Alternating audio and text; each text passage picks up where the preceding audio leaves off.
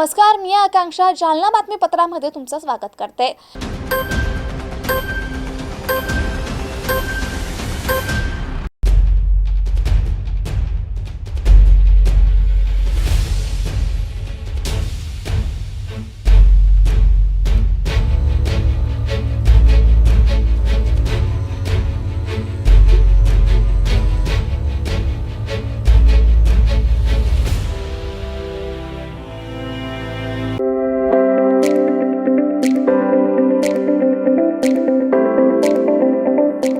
आता मिळवा मुंबई, पुणे, छत्रपती संभाजीनगर सारख्या स्मार्ट सिटी मध्ये मिळणारे दर्जेदार क्वालिटी असलेले सोलर सिस्टीम आपल्या शहरात।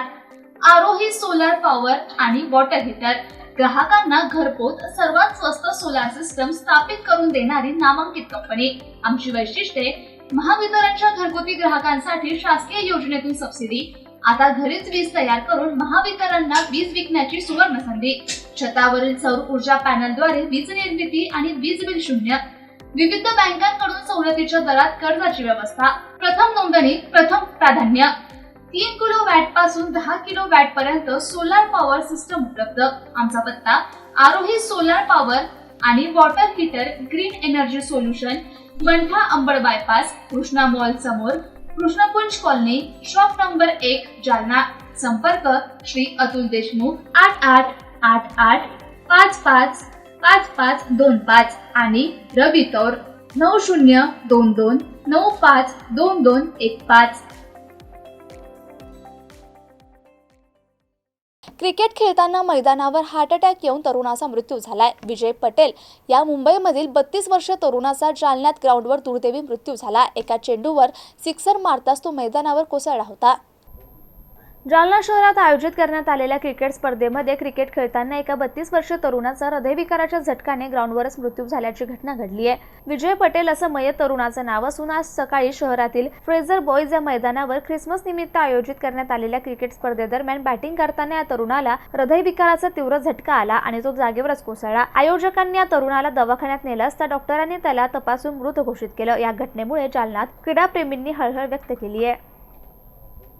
दरवर्षीप्रमाणे आम्ही क्रिसमस ट्रॉफी क्रिकेट मॅच आम्ही आयोजन करत असतो। याही वेळी 31 वर्ष होतं आम्ही आयोजन केलं होतं। आज ख्रिस्ती कॅम्पच्या मुलाचा आज मॅच होता त्यांचा सकाळी 10 वाजता। त्याच्यामध्ये विजय पटेल खेळत होता। बॅटिंग करत असताना त्याला अचानक काही चक्कर वगैरे आली, तो खाली कोसळला। त्यात मग त्याला दवाखान्यात नेण्यात आलं। दवाखान्यामध्ये डॉक्टरने त्याला मृत घोषित करण्यात आलं। त्याच्यामध्ये त्याला अटॅक वगैरे सांगितलं, अटॅक वगैरे येऊन त्याला मृत्यू झाला म्हणून त्याच्यानं आम्ही मॅच थांबवण्यात आलेला आहे। खेळाडूचं नाव काय आणि तो कुठला आहे? विजय पटेल आहे तो, त्याची इथं सासरवाडी आहे बघा, नातेवाईक पण भरपूर त्याचे, राहायला मुंबईला आहे। काय नाव आपले? भोला कांबळे। उत्तर भारतात सध्या मोसंबी जात नसल्याने बाजारपेठ ठप्प आहे। त्यामुळे जालना जिल्ह्यातील शेतकऱ्यांनी पुढील 8 दिवस मोसंबी तोडू नये असं आवाहन आमदार अर्जुन खोतकर यांनी शेतकऱ्यांना केलंय।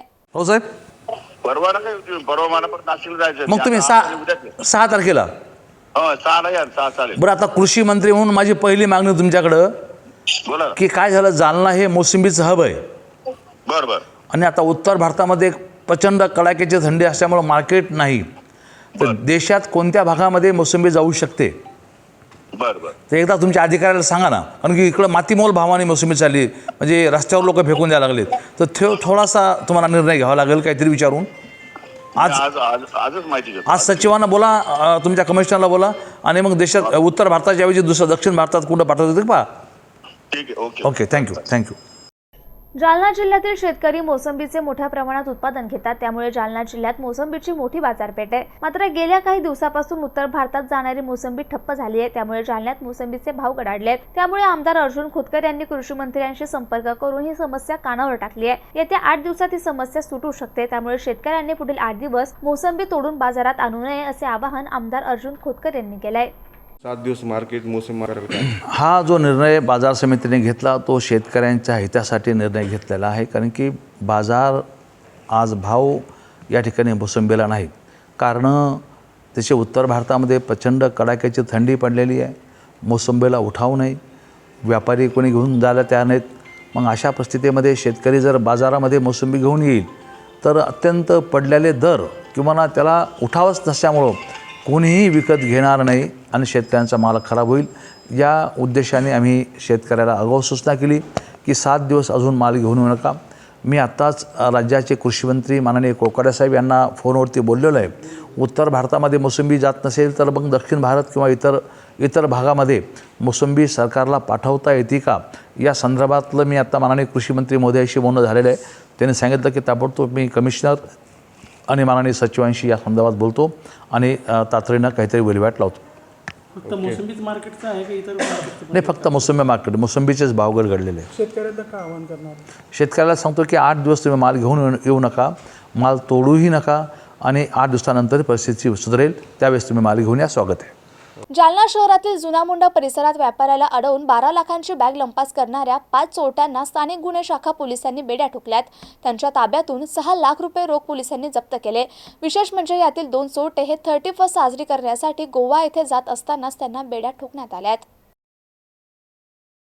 2 दिवसांपूर्वी जुना मुंडा परिसरात व्यापाऱ्याला अडवून 12 लाखांची रोकड लुटून नेल्याची घटना घडली होती. त्यानंतर सदर बाजार संबंधी गुन्हा दाखल करण्यात आला होता. त्या अनुषंगाने पोलीस अधीक्षक अजयकुमार बन्सल यांनी घटनास्थळी भेट देऊन गुन्हा उघडकीस आणण्याबाबत पोलीस निरीक्षक पंकज जाधव स्थानिक गुन्हे शाखा जालना आणि पोलीस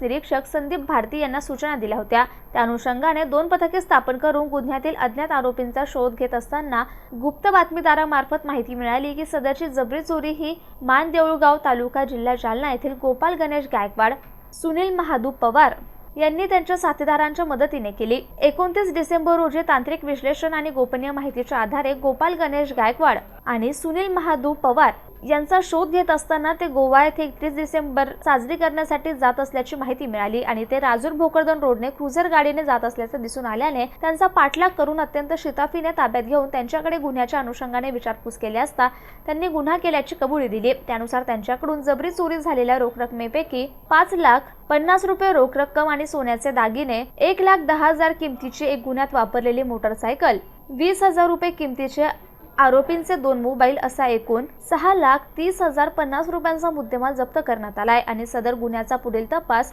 पोलीस उपनिरीक्षक D.D. शिंदे, सदर बाजार पोलीस ठाणे जालना हे करतायत. जुन्या मार्केटचं जे प्रकरण आहे नेमकं काय आणि किती आरोपीला अटक केली? 27 तारीखला जुन्या मार्केट येथे एका एजेड व्यापारीला काही 2 मोटरसायकलवर काही आरोपी आले आणि त्याला ढकलून पैशाचा त्याच्याकडे बॅग होता ते घेऊन गेले अशा प्रकार घडला होता. लगेच त्याच्यामध्ये आपली सर्व यंत्रणा झाली होती तयार आणि आपण एफर्ट केला होता. तर त्याच्यामध्ये पूर्ण ब्रेक थ्रू भेटून 5 आरोपीला अटक करण्यामध्ये पोलिसाला सक्सेस भेटलेली आहे. सगळे आरोपी लोकल जालन्याचेच राहणारे आहे आणि पैसेसाठी त्यांनी हा वारदात केली होती असा निष्पन्न झालेला आहे. त्यामध्ये 5 आरोपी अटक झाले आहे. त्यामध्ये गोपाल गायकवाड हा मेन आहे त्याच्यामध्ये. तसेच सुनील महादू पवार हे 2 मानदेऊळगाव राजाचे राहणारे आहे आणि त्याच्यासोबत त्यांना अगोदर अटक केला आणि पूछताछनंतर अजून 3 आरोपी ज्यामध्ये सुमित उर्फ ओम डुरे, कैलाश उर्फ कॉलेज राजू गायकवाड आणि सचिन जाधव असे 3 एकूण 5 आरोपी पोलिसांनी अटक केलेले आहे. आतापर्यंत 5 लाखाचा कॅश जो ते घेऊन गेले होते तसेच मोटरसायकल आणि इतर साहित्य पकडून 6,30,000चा मुद्देमाल आतापर्यंत जप्त केलेला आहे. त्याची पोलीस कस्टडी पोलिसांनी घेतलेली आहे आणि आता पुढे त्याची चौकशी करून इतर कोणी इन्वॉल्ड आहे का तसेच अजून काय मुद्देमाल रिकव्हरी होऊ शकतो का त्यासाठी प्रयत्न सुरू आहे. रोख रक्कम किती गेली होती? फिर्यादप्रमाणे अंदाजा 12 लाखा जवळपास. मंत्री पंकजा मुंडे यांना जालन्याच्या पालकमंत्री करण्याची मागणी जालना शहरातील ओबीसी महिलांनी केली आहे. या महिलांनी आज जिल्हाधिकारी यांची भेट घेत यासंबंधीचे निवेदन दिलंय. पंकजा मुंडे यांना जालना जिल्ह्याचे पालकमंत्री करावे अशी मागणी आता जालना जिल्ह्यातून जोर धरू लागली आहे. जालना जिल्ह्यातील ओबीसी समाजातील महिलांनी आज जिल्हाधिकारी डॉक्टर श्रीकृष्ण पानसाळ यांची भेट घेत ही मागणी केली. पंकजा मुंडे यांच्या रूपाने जालना जिल्ह्याला महिला पालकमंत्री मिळाव्यात अशी अपेक्षा ममता कायंदे यांच्यासह ओबीसी महिला भगिनींनी व्यक्त केली. पालकमंत्री म्हणून पंकजाताई मुंडेची मागणी केली आहे. असं पाहत आहे पंकजाताई एक महिला म्हणून, एक ओबीसीची आहे, एक महिला म्हणून आम्हाला पाहिजेत त्या. कारण की सगळे जेंट्स पालकमंत्रीकडे जाऊ शकतात, कारण की महिला नाही जाऊ शकत ना. तर महिलांसाठी आम्हाला ओबीसीच्या पंकजाताई पाहिजे जालना जिल्ह्यासाठी. पक्षाकडे पाठपुरावा केला का तुम्ही असं म्हणतात? नाही, पक्षाकडचं काय पाठपुरवठा काहीच नाही. आम्ही पक्षाकडून आलोच नाही आहे ना. आम्ही एक सगळ्या समाजाच्या महिला आहे आपल्यासोबत, तर त्याच्यात आम्ही मागणी करू ना, करायला आलो. आता जिल्हाधिकारी यांच्याकडे गेलं, काय त्यांनी सांगितलं तुम्हाला? ते सांगितलं तुमची मागणी ती आहे की आम्ही मुख्यमंत्र्याकडे पाठवतोय म्हणून. ममता काहिंदे.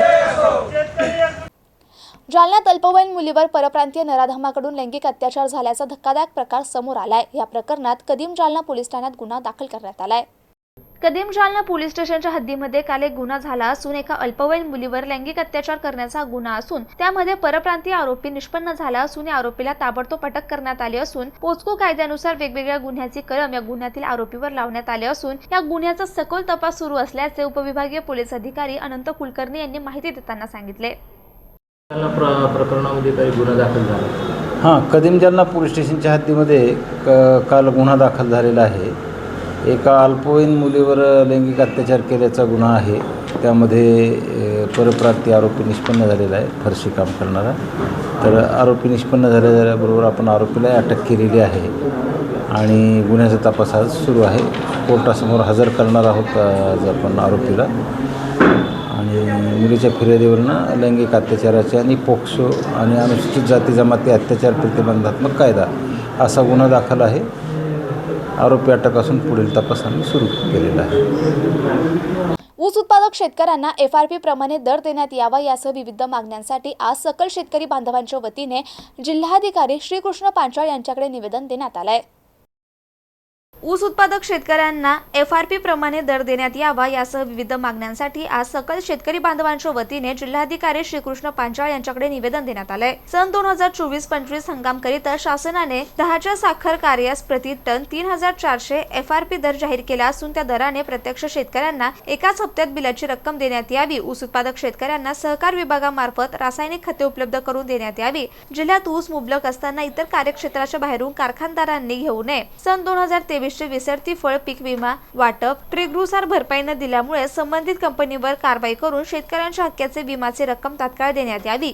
सन 2024 खरीप आगरी पीक विमा आणि अतिवृष्टी अनुदान वाटप याचं स्पष्टीकरण देण्याबाबत आणि अन्य मागण्यांसाठी निवेदन देण्यात आलं. यावेळी शेतकरी बांधवांनी जिल्हाधिकारी परिसरात घोषणाबाजी केली. आमच्या मागण्या 8 दिवसात मान्य न केल्यास रास्ता रोको आंदोलन करण्याचा इशारा यावेळी शेतकऱ्यांच्या वतीने देण्यात आलाय. ऊस आणि आज रोजी आपल्याला माहिती आहे की तब्बल 1 ते सव्वा महिना झालेला आहे गाळप सुरू होऊन आणि आणखी देखील शेतकऱ्यांना बिलं मिळालेली नाहीत आणि केंद्र शासनाने 3400 रुपये FRP दर निश्चित करून देखील आजपर्यंत 1 रुपया देखील बिल शेतकऱ्याच्या खात्यावरती या कारखानदारांनी टाकलेलं नाही. त्यासाठी आम्ही निवेदन दिलेलं आहे. दुसरा एक विषय की यावर्षी अतिवृष्टी जाहीर केलेली असून अतिवृष्टीची रक्कम कधीपर्यंत मिळणार आहे ते देखील प्रशासनाने कळवलं नाही. त्याचबरोबर यंदाचा जो 2024चा अग्रिम पीक विमा आहे तो देखील कधीपर्यंत मिळणार आहे याची देखील शासनाने डिक्लेअर केले नाही. परंतु 27 तारखेला राज्य सरकारची सबसिडी जमा होणार होती हे आम्हाला सांगितले गेलं होतं, परंतु आजपर्यंत जालना जिल्ह्यातल्या कुठल्याही शेतकऱ्याला अग्रिम रक्कम दिली गेली नाही. त्याचबरोबर 2023मधील फळपीक विमा जो आहे तर काही मंडळामध्ये ट्रिगर बसून देखील त्या पद्धतीने नुकसान भरपाई मिळालेली नाही. आमची ती एक मागणी होती की ट्रिगर ज्या पद्धतीनं फळपिकाचे हिट झालेले आहेत ज्याची त्या मंडळामध्ये त्या पद्धतीनं त्याला नुकसान भरपाई मिळाली पाहिजे. त्याचबरोबर साखर कारखानदार जे की ऊसाच्या नोंदीमध्ये त्यांचे कर्मचारी असतील, संचालक मंडळ असेल, हे खालीवर करतात आणि त्यापोटी शेतकरी एकदम अडचणीत येतो आणि कितीतरी दिवस त्यांचे ऊसच जात नाहीत. त्यामुळे आमची एक मागणी आहे की जालना जिल्ह्यामध्ये जेवढे काय खाजगी किंवा सहकारी तत्वातील सहकार कारखानदार असतील यांची एक शेतकऱ्यासोबत कलेक्टर साहेबांच्या अध्यक्षतेखाली मीटिंग बोलवण्यात यावी व ती एक जी नियमावली आहे ती एक सुरळीत पद्धतीने होऊन शेतकऱ्यांना सुविधा चांगल्या पद्धतीच्या प्राप्त व्हाव्यात. आता तुम्ही जिल्हा प्रशासनाला निवेदन दिले, जिल्हाधिकाऱ्यांनी तुम्हाला काय आश्वासन दिले, काय सांगितलं? त्यांनी एक आश्वासन दिलं की येत्या 2 ते 3 दिवसामध्ये यंदा 2024चा जो अग्रिम पीक विमा आहे तो पडेल. त्याचबरोबर अतिवृष्टीच्या अनुदानासाठी देखील आम्ही प्रशासनाकडे 412 कोटी रुपयाची मागणी केलेली आहे. परंतु अर्थमंत्र्याने आणखी देखील महसूल मंडळाकडे पैसा वर्ग केलेला नाही आणि महसूल मंडळाने मदत आणि पुनर्वसन विभागाकडे पैसा वर्ग केलेला नाही. त्यामुळे त्याला थोडा विलंब लागेल. परंतु तो देखील मार्ग लागण्याची आम्हाला साहेबांना आश्वासित केलेलं आहे. अशा विविध प्रश्नासाठी आम्ही या ठिकाणी संबंध सकल शेतकरी बांधव जालना जिल्हा यांच्या वतीने विविध प्रश्नाच्या मागणीकरिता निवेदन दिलेले आहे. परंतु नाव काय तुमचं? माझं नाव गजानन रामनाथ उगले आणि आम्ही प्रशासनाला आणखी देखील एक ठामपणे सांगतो की येत्या 8 दिवसामध्ये आमचे प्रश्न जर मार्गी नाही लागले तर आता आमच्या हंगामाचे दिवस संपलेले आहेत. आम्हाला काही कामधंदे नाहीत. परंतु प्रशासनाने हे आम्हाला जोखडीत पकडू नये. येत्या 8 दिवसाच्या नंतर जालन्यामधले जेवढे चौक असतील किंवा तालुक्यामधले जेवढे चौक असतील शेतकरी मात्र ते चौक बंद करीन आणि त्यावेळेस प्रशासनाला जाग आल्याशिवाय राहणार नाही आणि आम्ही आमचे हक्क मिळवल्याशिवाय राहणार नाहीत. हे निश्चित मात्र खरे. जय जवान. आणि हे बातमीपत्र इथेच संपलं. पुन्हा भेटूया पुढील बातमीपत्रात. तोपर्यंत पाहत रहा MCN न्यूज. नमस्कार.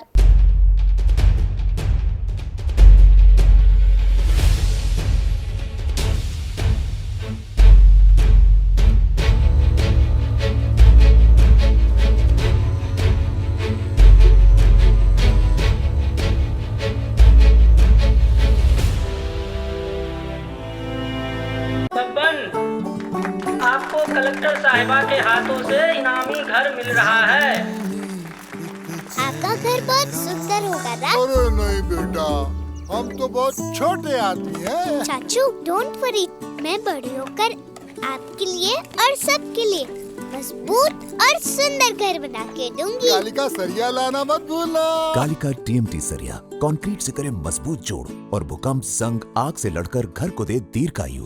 कालिका सरिया मैं भूली नहीं. बेटिया आप कलेक्टर. कालिका TMT, फैसला जो मजबूत हो. Varad electronics and furniture branded उत्पादनांचे भव्य दालन.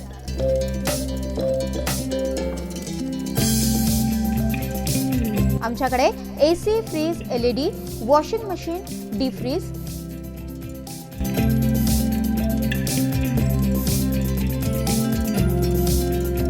सोफा सेट, कॉट, कपाट, टेबल, खुर्च्या यासह सर्व प्रकारचे इलेक्ट्रॉनिक साहित्य आणि फर्निचर योग्य दरात मिळेल. इलेक्ट्रॉनिक उत्पादने आणि फर्निचरसह लग्न साहित्य खरेदीवर विशेष सवलत देखील उपलब्ध. लग्न साहित्यावर हमखास गिफ्ट. विविध वस्तूंवर तात्काळ कर्ज उपलब्ध. AC, डीप फ्रीझर आणि वॉटर कूलरचे माहेर घर.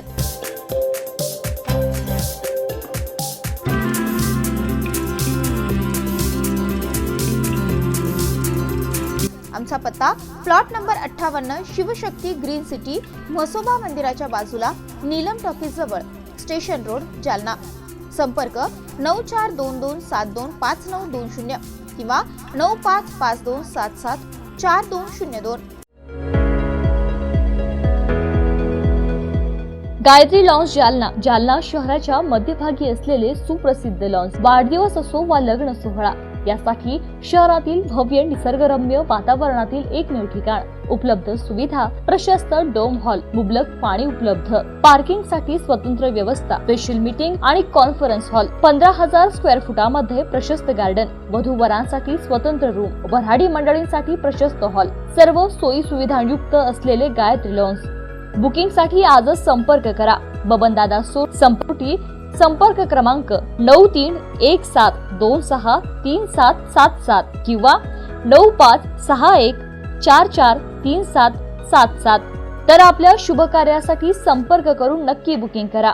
आमचा पत्ता गायत्री लॉन्स, सोरटी नगर, अंबड रोड, जालना.